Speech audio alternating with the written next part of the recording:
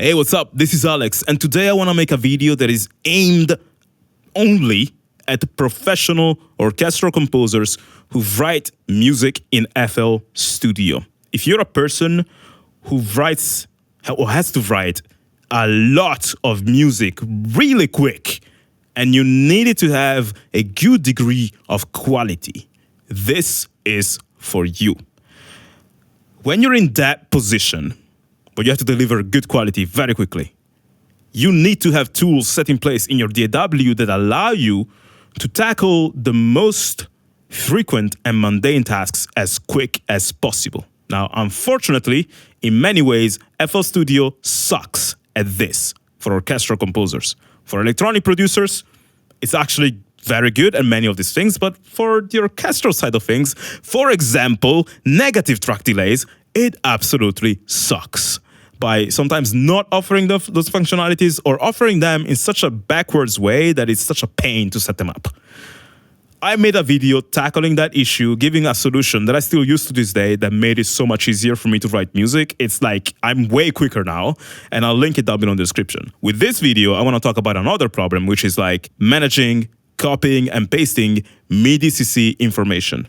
Specifically, how FL Studio does not allow you, for example, if you have a string passage with CC information like modulation, wheel, and expression, it will not allow you to copy those notes together with the CC data in one click. And you may think, why is that important? And if that's the question you're asking, possibly this video is done for you. That's fine, move on. There's nothing wrong with the way you're writing music. Everybody writes music differently. But if you, like me, have found this specific thing to be the bane of your existence, the inability to copy CC data quickly, this video is for you. It's a solution I just came up with. It's still a work in progress. I may change it in the future, but I wanted to talk about it because this is something that I wish I saw years ago, and it would have saved me so many hours, so much turmoil, and it would have led me to write better music because I would have felt less chained by the freaking slow process that can be writing music in FL Studio. Now, let me walk you through this. I hope it makes sense for you. Say, for example, we have this piano chord progression.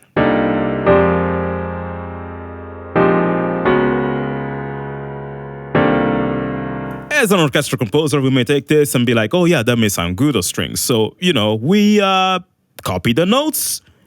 We take a strings patch. In this case, I have this strings patch from Pacific Strings, from Performance Sample, opened within a patcher preset, which I made videos about on my channel before. With this patcher preset, I have this surface that tweaks MIDI CC commands. It allows me to set the mic positions or enable them or disable them and set the negative track delay for this specific instrument. If this is new to you, I recommend you to check the video down in the description where I explain all this. But this patch has evolved now in a way that I would explain. But basically, going back to our example, say we copy the notes on the strings ensemble patch. What we usually do is we also do MIDI CC curves so that the string will follow the mod wheel, right? So now we get this. Nice. But here is the problem. Say now we like this and we want to do the thing that orchestral composers do, which is we freaking layer everything. And we want a layer of female choir doing this exact chord progression. Well, in most DAWs, when you copy the notes to the female choir patch, it will copy the MIDI CC. But in FL Studio, if I do that, to do that, I have to first copy the notes, on the female patch. So copy, paste, they're there. But then I have to go on the editor of the channel that the contact, strings patch belong to. I have to right-click the knob that controls the modulation wheel. And I have to go on Edit Events. Then I have to select all, I have to copy. Then I have to go on the women choir patch, do the same thing. Right-click on the mod wheel, command, knob, Edit Events, paste. Now they're there. And if I play the women choir,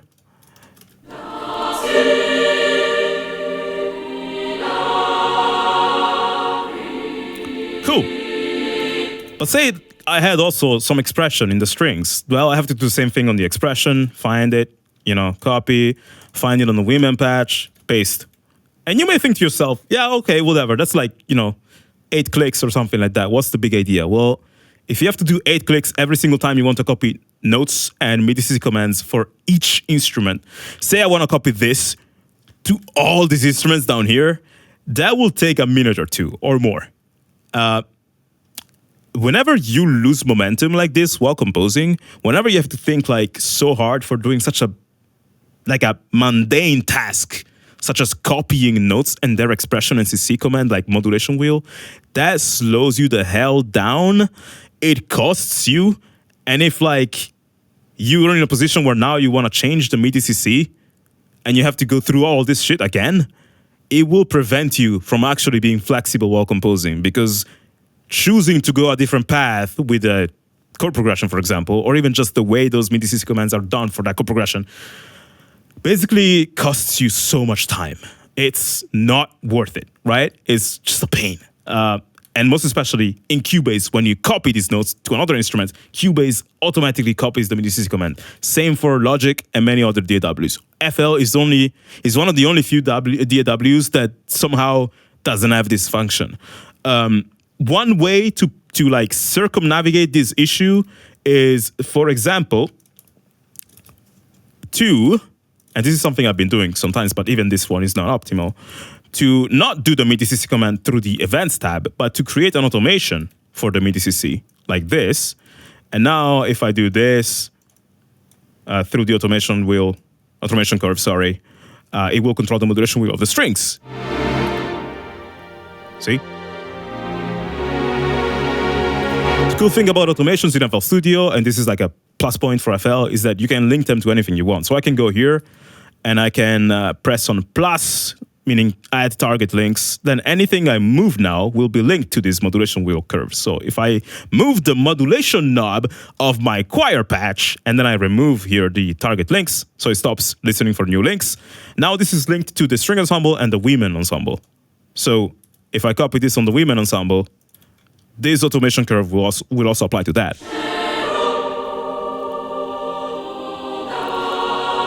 So that's a nifty way to like deal with the problem, kind of, even though it's not as ideal, because say, for example, now I'm like, oh, I like that they started from both having this, but say I want the choir to go a different way at the end. Okay, well, I can't tweak this because it will tweak the strings as well. So I have to like clone this. And then on this, I have to remove the choir link. And on the clone, I have to remove the strings link. And I'm going to rename this to choir or something. And now what this does is independent from the strings. So that's cool. But again, that's like so much work. It's so much work for no reason. So my solution is kind of weird to explain, but I found a way to basically let the modulation wheel and expression be governed by note C0 and D0. Meaning, whenever I press a note C0, well, let me detach this so you can see. The modulation wheel of the patch itself will be set to the level that matches the velocity of the note. So if I play a very high velocity C0, the modulation wheel goes high. If I play a very low velocity C0, it goes lower, right? So I basically can do a modulation curve by having a ridiculous amount of C0 notes here, and then I can tweak their velocity like this. So now, this patch, the string ensemble sustain Pacific strings, will read its modulation wheel from here. The expression instead is read by D0. In this case, I only have 2 notes because I want the expression to be stable here, and then here it boosts up. So now if I play that, you will follow this.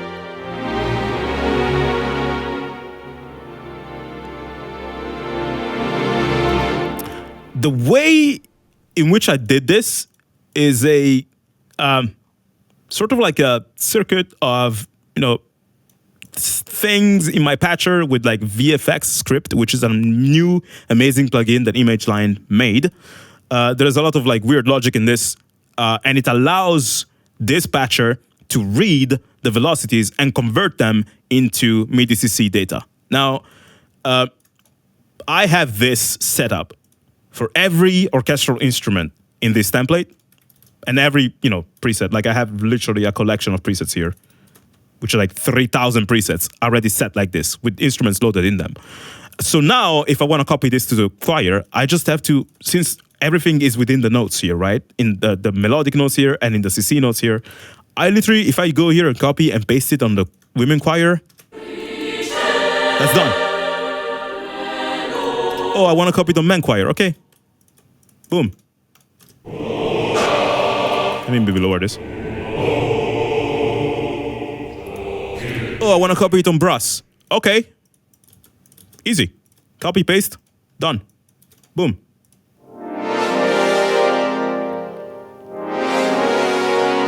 This is so much fucking easier. You just copy the notes and the modulation wood and everything together in one go, because it's all dependent on MIDI. And then it gets converted to internal controls within Patcher, which sends, whatever. The other cool thing about it is, say, for example, that I have this, right? The whole thing together.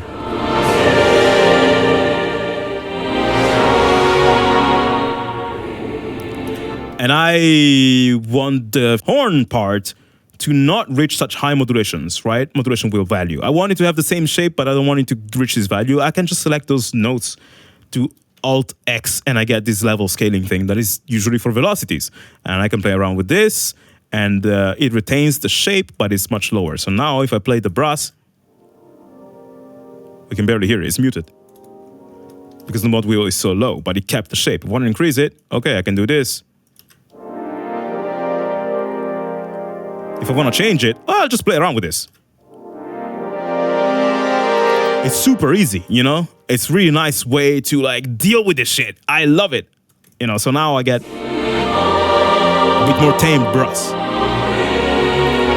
Say, for example, I have multiple patterns in my project. I only have one here. But say, for example, I have like 60 patterns and they all contain women sustained parts, right? Which already have modulation wheel in them, blah, blah, blah. And say I want to scale them. So I want, for example, all the female choir parts to not go beyond 50% as a max value for the modulation wheel. But I have 60 patterns. Well, instead of having to tweak the CC 60 times, I created a function within my patcher preset here in the macros component, which allows me to scale modulation wheel, expression, and velocities. So if I set this mod max slider to around 50% here, let's do even lower for drama. I set it to around 10%. What happens is, what you will see is the highest value in this velocity will be read as something like 10%, and the lowest will be read as something like 0. So check out what this happened. See?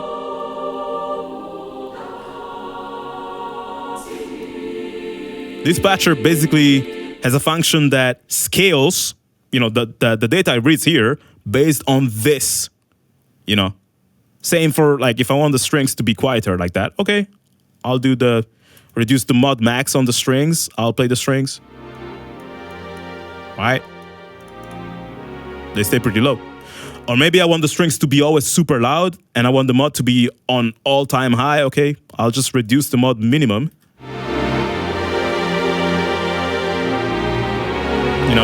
This allows me to retain this shape and any shape I have in any pattern, but it gets interpreted or read differently because of this scaling, factors that I set in place. This can be automated as well.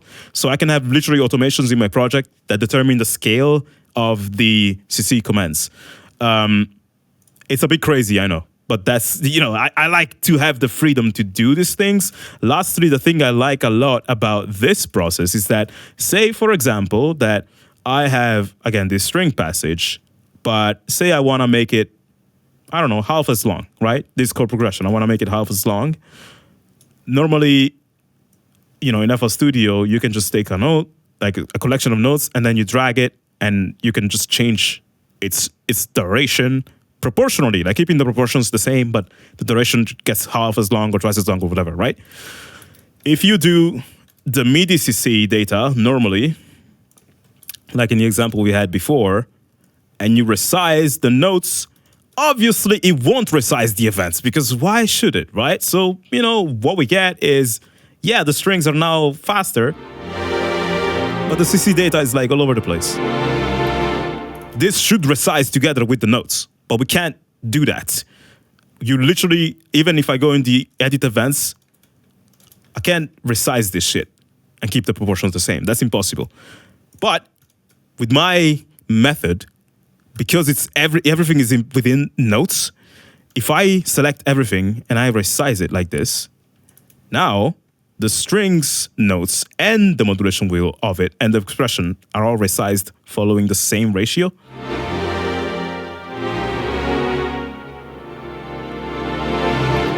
And this is freaking, I can even extend it if I want to, you know, it's gonna be way longer. Like this thing here.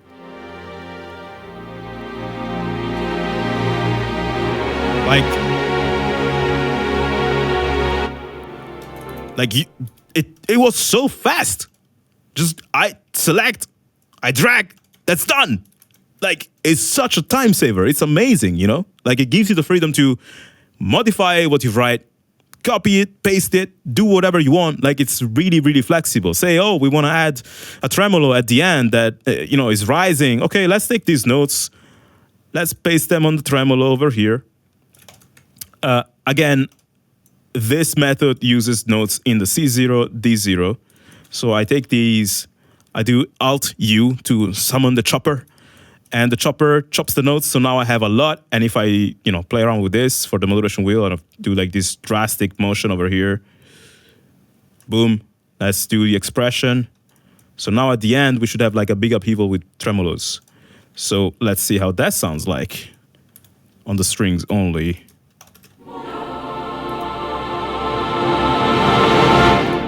That's nice. And that was so fast, you know? And by the way, one thing I forgot to say, for example, that you are uncomfortable with the idea of having your notes and CCs all in the same piano roll instance, right? Maybe you want to be able to select all and transpose without having to then take the MIDI CC, virtual CCs and send them back down or whatever. There is a way to tweak these externally from the notes of the instrument. So say, for example, we have these notes on the strings patch here, and then we have them on the choir, and then we have them on the horns or whatever. There's an instrument that is native to FL Studio called Layer. And a layer allows you to basically select instruments with this green light over here. If you right click on the green light, it will enable or disable an instrument without disabling the others. And then on Layer, you can go here and say set children, and he will find all the instruments that are active with the green light here, and he will set them as its children. Now, every single note that is going to pass through this layer will be sent automatically to its children, which are these three, right? So now if I press this,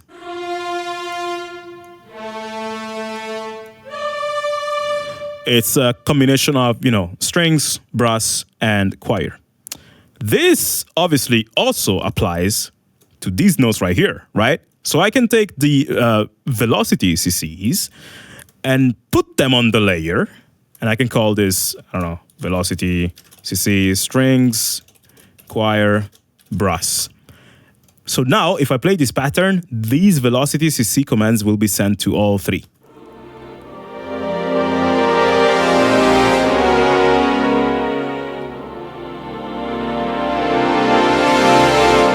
This then gives me the freedom to, like, you know, change these notes. If I want to transpose them, I just select those notes, transpose by, I don't know, 4 semitones.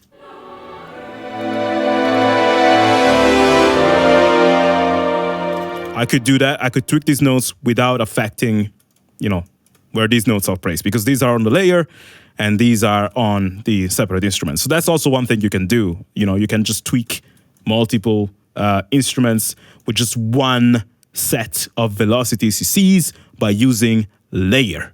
So that's pretty much what this is all about.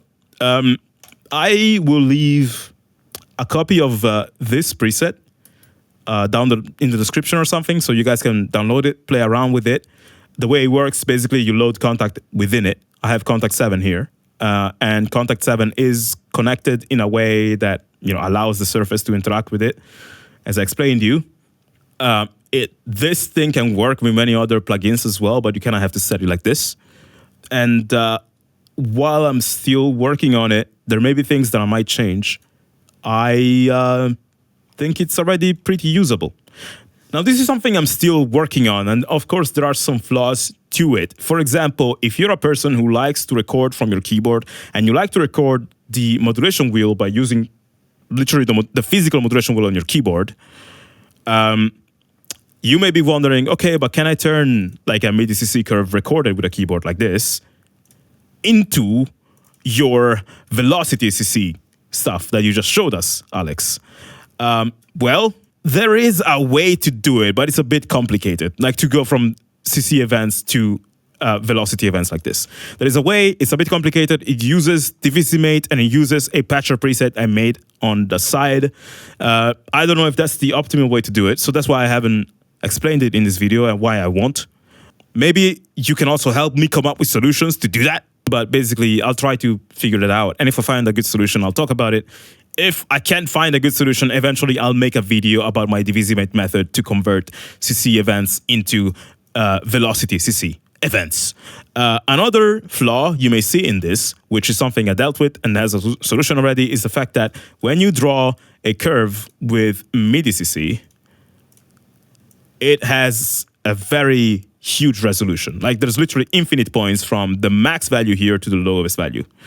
But when it comes to velocity, the lowest value is 0 and the max value is 127.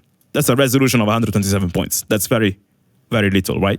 So basically a MIDI CC curve made with velocity has a far less precision and far less smoothing compared to a MIDI CC curve drawn with automation clips or MIDI CC curves. There is a fix to this. Basically, in my VFX script that governs the Velocity CC commands, I inserted a smoothing knob here, which is governed by this knob in the macro page. And this determines the smoothing factor that gets applied to your velocity of the Velocity CCs when the E0 note is detected. So what I'm saying is, if you have like a curve here, say like, okay, let's make this simple. Say you have two notes for your CC, for your mod wheel. One is 0 and one is 0.50. Without smoothing, when this transition happens from this to this, the modulation wheel will spike automatically from 0 to 0.50 without smoothing in between the two values.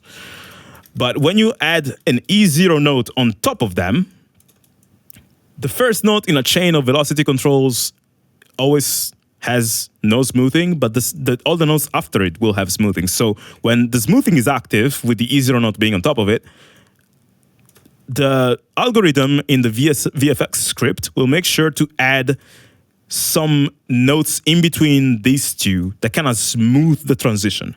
And so, long story short, when you draw a curve in your Velocity CC stuff, and you put the E0 on top of the curve, there will be smoothing in between each note that will add interpolation between each point, meaning it will increase the resolution, it will make the movement way more smooth, more precise.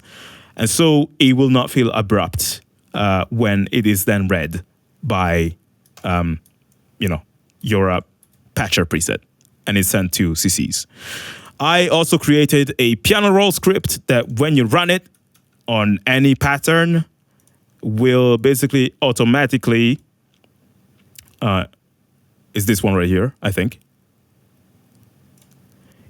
It will automatically create, infinite notes for you to play with in the, the modulation wheel, C0 note and in the D0 note. So basically you can either create them yourself by, writing a note like this and then using the chopper with Alt-U, or you can, select your notes and use the piano roll script that will create those notes for you.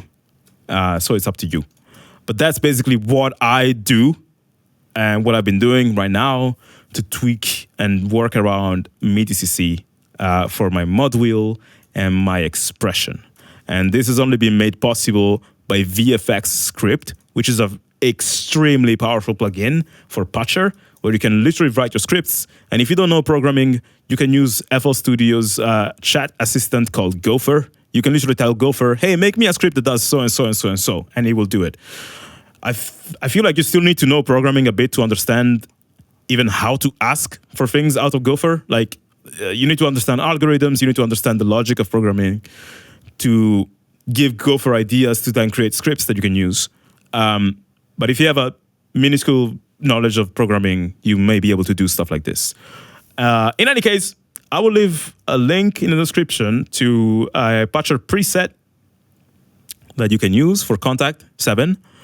To do this thing that I've showed you, I would recommend you to try it, play around with it, trying to understand it, read the script. I'll also leave a link to the piano roll script so you can use those. And again, this is not a final thing, final product, final script, I don't know how to call it, final Patcher preset. I'm constantly reworking and improving my Patcher presets. So feel free to just tear it apart. And if you find there's something like some bugs or some issues that you notice, tell me.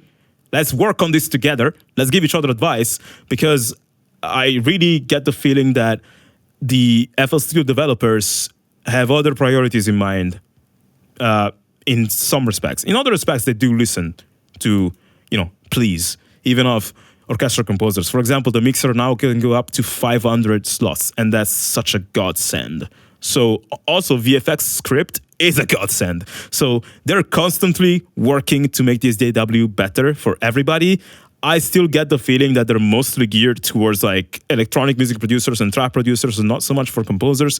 But I get the feeling that we can take matters in our own hands to some degree and help each other. So this is also why I wanted to make this video, which again, very unsexy. Most people, when they hear me talk about this stuff that's very nitty-gritty and very specific, they think I'm a hater, they think I'm just lame, they think I am unable to write music and that's why I need to come up with all this shit.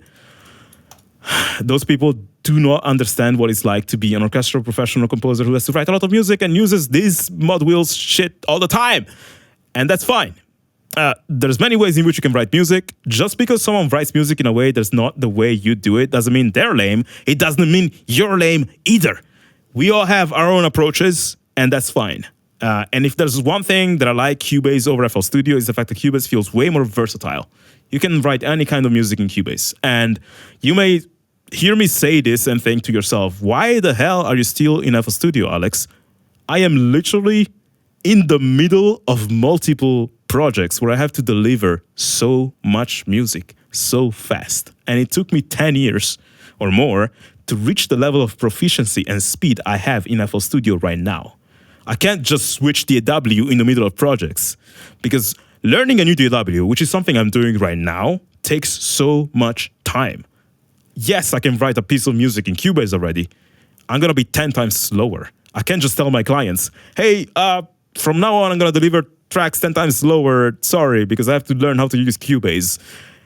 I can't do that. Like, they need the music. They need to release their projects, right? So when you're a professional, you don't always have time. That's the problem. You have to do things fast. And that is why there's loads of people screaming for updates when it comes to these things, because we spent so many years learning FL Studio. There's many things we love about FL Studio. We would love if it got freaking updated with basic functions like copying MIDI CC commands alongside notes. I don't think they're that hard to implement. If I was able to implement this shit in Patcher, I'm pretty sure developers can figure out how to copy MIDI events together with the notes. But yeah, this, as I said, very unsexy video. I didn't really try the YouTuber thing of making this like cool and relevant and like, oh, let me teach you about this cool thing with some Hans Zimmer track to give you something to chew on. No. This is just information. And this is also like a invitation to, have you guys think about this stuff. Because if you have some other solutions that come to your mind, the ways in which to improve this Patcher preset and all this stuff, I'd love to hear them. Because I really feel like we gotta look out for one another. And hopefully image line developers will notice and they will get ideas from our ideas, and they may start to implement things officially within the DAW that have a bit more sense and they're a bit more compatible with the entire FL Studio infrastructure. But, you know, I'm happy to start this dance if I have to. I literally have been bashing my head against this problem for so many years, and finally I found a solution that feels cool. I still have to really try it deeply, but I've wrote an entire piece of music for a video game with it, and it's been such a blast. Give it a try too if you want to, if you have some time, and let me know what you think. And I'll see you in the next video. Bye.